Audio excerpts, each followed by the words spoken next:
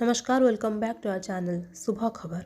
खोर्धा केन्द्र समवाय बैंक खोर्धार बेगुनिया शाखा द्वारा आज बेगुनिया अंचलर विभिन्न सेवा समवाय समितिर 3 जण हिताधिकारी 3 गोटी 4 चकिया जान यथा टाटा नेक्सन, किया कारेन और महिंद्रा बोलेरो सहज किस्ती और स्वल्प शुद्ध हारे खोर्धा केन्द्र समवाय बैंक सभापति अभिषेक सिंह सामंत, डीआरसीएस अलकानंदा, मुख्य कार्यनिर्वाही सारथी शतपथी, एजीएम संदीप पट्टनायक, निर्देशक प्रदीप बारिक और बेगुनिया शाखा परिचालक सुभाषिष राय प्रमुखों उपस्थिति प्रदान करा जायछि।